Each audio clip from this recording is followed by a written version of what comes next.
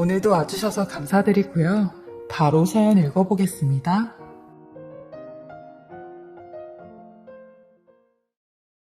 안녕하세요. 결혼 4년차, 연애는 10년차로 현재는 이혼을 한 돌싱 여자입니다. 저는 30대 후반이고 남편도 동갑이었어요. 저희는 20살에 만나서 다른 사람 한 번 보지 않고 둘만 만나서 쭉 연애를 해왔습니다. 사실 중간에 다른 사람을 만나보려고 노력한 시점도 있었는데 익숙하단 게 무섭더군요. 새로운 사람하고 어색한 시기를 뛰어넘는 걸 못했던 것 같아요. 그래서 다시 남편에게 돌아오고 또 만나면서 결국 결혼까지도 반전 없이 남편과 하게 됐죠.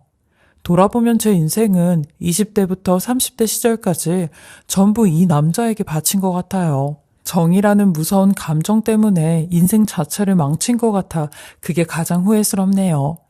결혼하고 한 1, 2년은 연애와는 다른 안정감도 좋았고 어린 시절부터 저를 쭉 봐온 시댁도 편안해서 좋았어요.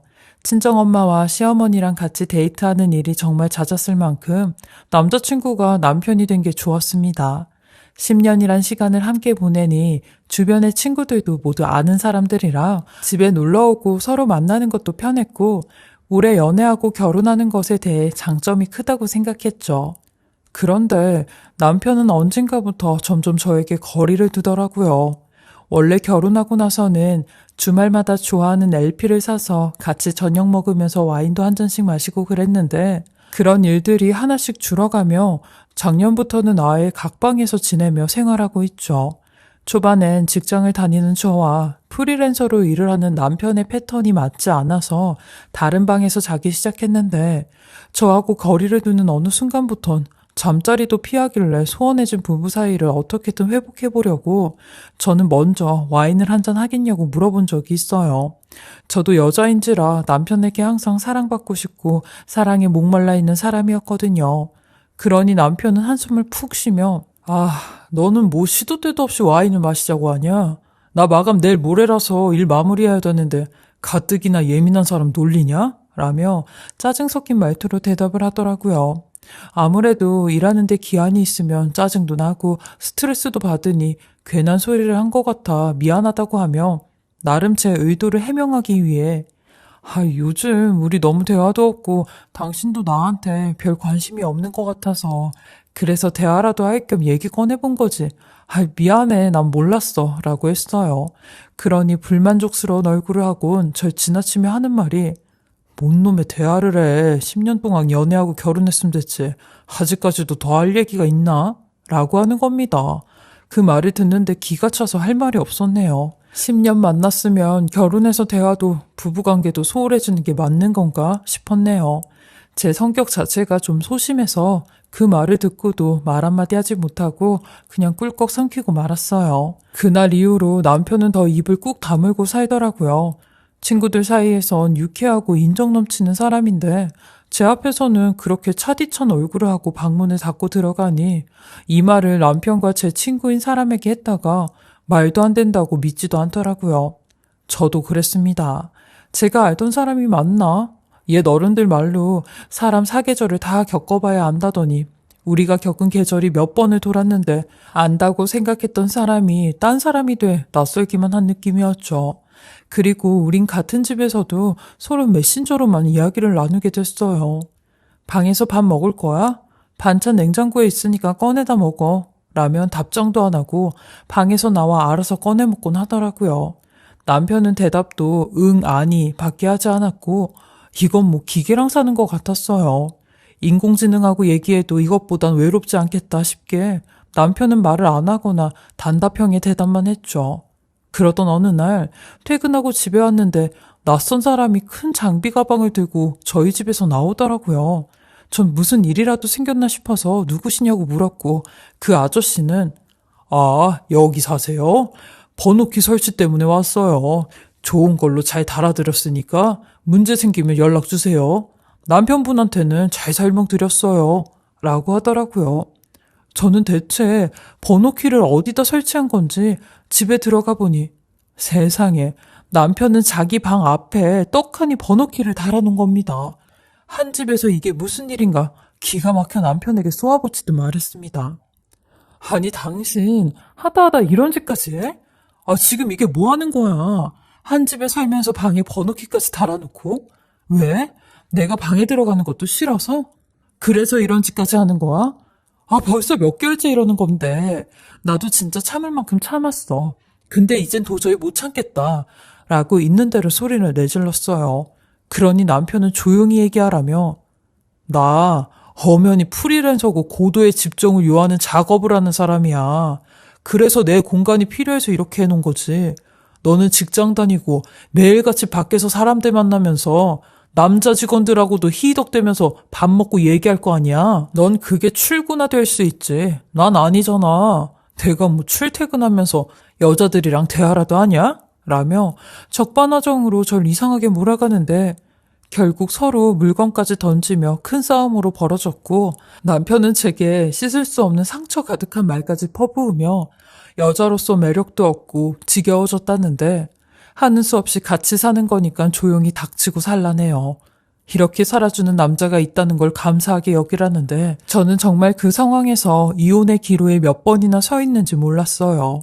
10년 동안 연애하면서 지지고 볶고 싸우고 화해하고 다시 뜨겁게 관계가 불타오르곤 했는데 이건 그때처럼 돌아갈 수 없겠구나라는 걸 아주 절실히 느꼈어요. 그리고 저희 부부는 집만 같이 쓰는 룸메이트로 생활을 하며 지냈습니다. 남편은 제가 없는 시간에 나와서 밥을 먹고 샤워를 하고 일을 보는지 퇴근을 하고 오면 주방과 화장실을 쓴 흔적들이 난무하더라고요. 지가 먹은 건 최소 치울 줄이나 알아야지. 치우지도 않고 있는 대로 벌려놓았어요. 그럴 때마다 남편 방문을 부서져라 두들겨댔고 나와보라고 미친 사람처럼 악을 써보았지만 남편은 들은 척도 하지 않았어요. 심지어는 방에 있는지 듣기나 하는 건지 의문이 들 정도였죠. 남들한테 창피해서 1년이 넘게 저희 부부가 이러고 산다는 걸 말할 수도 없었지만 제 친구 중에 언니가 정신과 의사인 사람이 있어 그 언니에게는 남편의 겉으로 드러나는 모습만 물어본 적이 있었어요. 혹시나 남편의 이런 상태가 정신적으로 이상이 있는 건 아닌가 싶었거든요. 그러니 친구 언니는 아마 자세한 진단은 네 남편을 만나서 얘기해봐야 알겠지만 네 말만 들었을 땐 남편이 정신적인 문제로 사회생활에 대한 스트레스 때문에 교류나 활동을 거부하고 집안에만 있을 수도 있어. 라며 언제 한번 병원에 데리고 오라고 하더라고요. 자세한 건 만나봐야 한다면서요. 저도 그 친구 언니의 말을 들으니 순간 가슴이 철렁했어요. 남편이 실은 마음적으로 상처를 받아 아픈 거일 수도 있는데 그걸 제가 너무 몰라준 건가 싶어 남편을 조금 더 관찰을 하기로 마음을 먹었어요. 그리고 제가 그 방에 한번 들어가 봐야겠다 싶었어요. 대체 거기서 뭘 하고 있는 건지 제 눈으로 한번 봐야겠다 생각했거든요. 저는 소형 카메라까지 사서 남편이 비번 누르는 게 잘 보이는 곳에 달아놓았고 어떻게든 방 안에 들어가 보려고 했어요. 그렇게 전 며칠 동안 동영상을 돌려보며 눈이 빠져라 남편의 누르는 손 모양으로 비밀번호를 알아낼 수 있었어요. 제가 이걸 보고 있으면서도 몇 번이나 제 자신이 초라한지 이게 대체 뭐 하는 짓인가 라는 생각도 들었어요. 한 집에 살면서 이런 짓까지 해야 되나 싶은 생각도 들었고 가족들한테도 말을 못하고 혼자 끙끙댔네요. 그리고 녹화된 영상을 통해 낮에는 남편이 뭘 하는지도 볼 수 있었는데 남편은 제가 출근을 하면 얼마 있다 바로 나와 밥도 먹고 화장실도 가고 거실에서 TV도 보고 평범한 일상을 보내고 있었어요. 그리고 프리랜서 일도 계속하는 것 같은 게 전화 통화로 작업물 얘기도 하고 일 얘기도 하며 언제까지 해드리겠다는 말도 하더라고요. 그렇게 저는 어렵게 남편 방의 비밀번호를 알아내 남편이 미팅을 하러 간다며 나간 날 집에 다시 들어와 그 방을 들어가 볼 수 있었어요. 전 정말 조마조마한 마음으로 비밀번호를 하나씩 눌렀고 문을 열기 전 만약에 뭐라도 튀어나오면 어떡하지? 싶은 마음으로 눈을 질끈 감고 문을 확 열었어요. 다행히 뭐가 튀어나오진 않았지만 근 1년 만에 보게 된 방이었습니다. 역시나 방은 자취생의 집처럼 더러웠고 쓰레기며 빨랫감은 곳곳이 늘어져 있었어요. 게다가 남편이 영상을 다루는 일을 하기에 책상 위엔 장비들로 너저분하게 널려 있었죠. 아까도 말했듯이 사실 이 방을 들어오기 전만 해도 별의별 생각이 다 들었었어요. 혹시 남편이 여자라도 숨겨두었으면 어떡하지? 아니면 바람을 피우고 있는 증거들이 난무하면 어떡하지? 라는 생각까지 들었죠. 하지만 다행인 건지 여자도 남편의 불륜의 흔적도 전혀 없었어요. 제가 장롱이며 침대 바닥까지 다 확인을 했는데 의심이 갈 만한 것들은 아예 없었죠. 정말 그 친구의 의사 언니 말대로 남편이 정신적으로 상당한 스트레스를 받는구나 싶었어요. 제가 이런 생각과 행동까지 하며 남편을 의심했던 게 너무나 미안해지는 순간이더라고요. 저는 허무한 심정으로 책상 의자에 앉아 멍하니 남편의 컴퓨터를 쳐다보았어요. 그 속에 남편이 작업을 하다만 몇 개의 영상들도 보이더라고요. 이렇게나 열심히 살고 있었던 남편인데 10년 동안 남편을 잘 안다고 생각했는데 그게 아니었죠. 그렇게 전 책상에서 일어나 방 밖으로 나가려고 하는데 갑자기 컴퓨터 안에서 그만 좀 해 라는 여자의 목소리가 들렸고 저는 깜짝 놀라 이게 무슨 소리지? 싶었어요. 혹시 아까 제가 컴퓨터를 만지다가 영상이 재생이 되었나 싶은 생각에 영상 몇 개를 살펴봤는데 재생이 되고 있는 영상은 단 하나도 없었어요. 근데 소름이 끼치는 게 계속 그 여자의 목소리가 들리는 겁니다. 분명히 컴퓨터에서 들려오는 거긴 한데 대체 어디서 들려오는 건지 저는 컴퓨터를 싹 다 뒤져보았고 화면 하단 부분에 아주 작게 숨겨져 있는 창을 하나 발견했어요.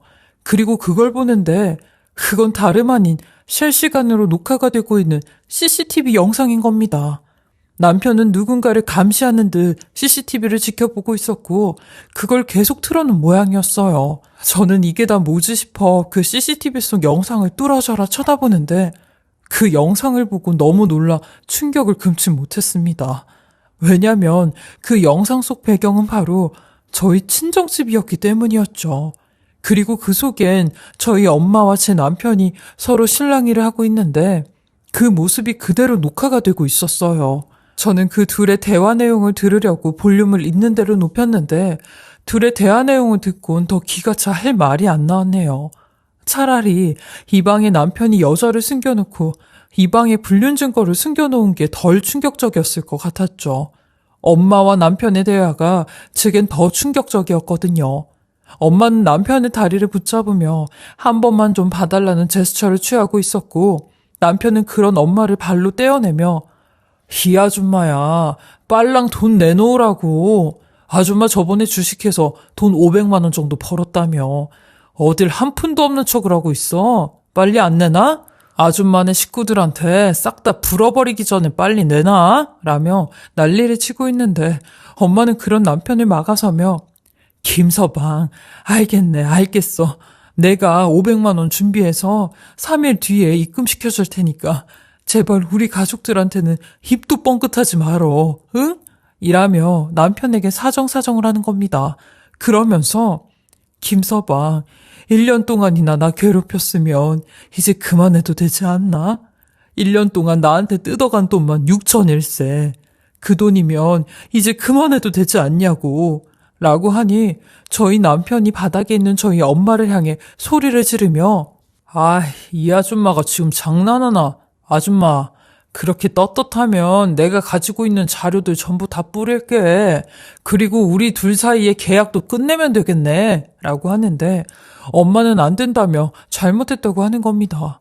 전 그 둘의 모습에 너무나 큰 충격을 받고 대체 엄마와 남편 사이에 무슨 비밀이 있길래 남편이 저희 엄마를 아줌마라고 부르며 저렇게까지 돈을 요구하는지 화가 나고 피가 거꾸로 돌았어요. 그리고 저희 엄마 또한 대체 말하지 못할 비밀이 뭐길래 저렇게까지 무릎을 꿇고 발밑에서 벌벌 기는지 의문투성이었죠. 저는 일단 남편의 컴퓨터에는 뭔가가 있겠다라고 생각을 했고 전부 다 뒤지기 시작했어요.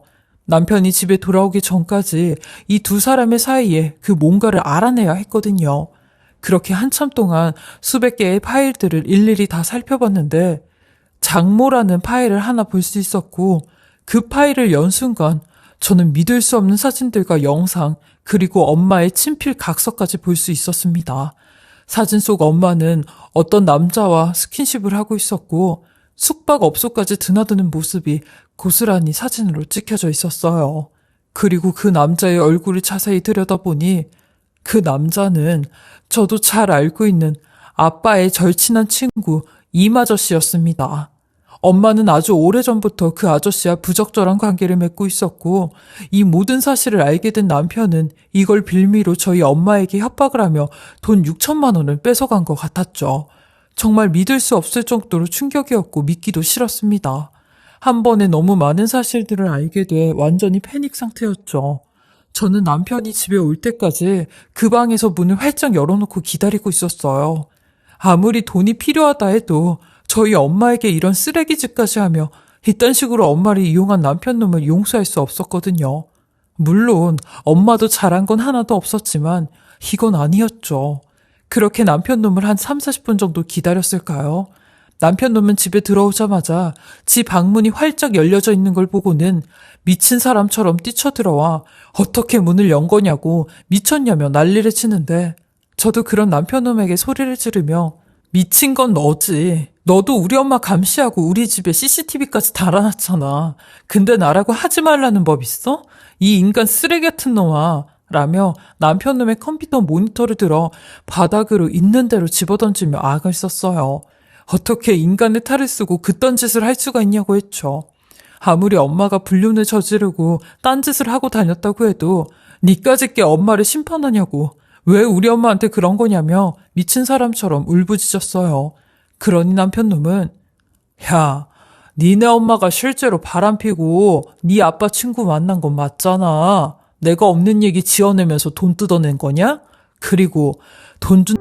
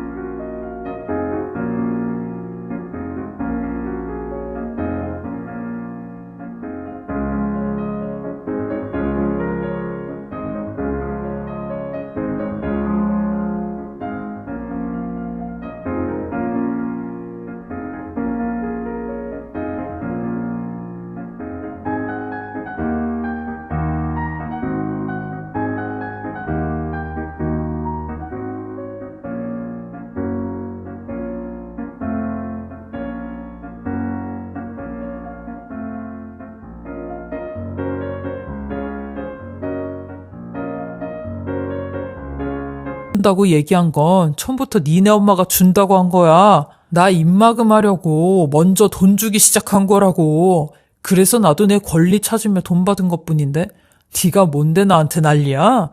난리 칠 거면 네 엄마한테 가서 난리 치라고. 라는데, 이런 말도 안 되는 논리를 펼치는 남편놈에게 너 말이라고 쉽게 하지 마.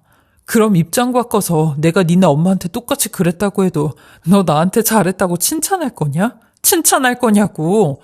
어딜 말도 안 되는 개소리를 짓거리고 있어? 너 이러려고 방에 번호키까지 해놓고 이 짓거리 하고 있었던 거냐? 너 완전히 또라이 아니야? 내가 너 가만히 안 둘 거야. 우리 가족들한테도 전부 다 사실대로 얘기하고 엄마가 아빠 친구랑 불륜한 것도 다 말할 거야. 그래서 네가 우리 엄마한테 뜯어간 돈도 전부 다 뱉어내게 할 거고. 라고 하니 남편놈은 그 돈 벌써 다 썼는데 어떻게 뱉어내냐며 저를 비웃는데, 저도 그런 남편놈에게 그럼 안 되겠네. 협박죄로 고소할 수밖에 없겠네. 아, 그리고 이혼 소송도 같이 할 테니까 그렇게 하라. 라고 하니 남편 놈은 고소라는 말에 상당히 당황을 했고 말까지 더듬거리는데 알아보니 협박죄가 가족들을 상대로 한 경우에는 가중처벌이 된다고 하더라고요. 이 말도 남편 놈에게 다 해주며 너 가만히 안 둘 거라고 했어요. 그리고 곧바로 엄마를 찾아갔어요. 엄마도 너무 미웠지만 이 문제를 어떻게 풀어가야 할지 고통스럽기만 하더라고요.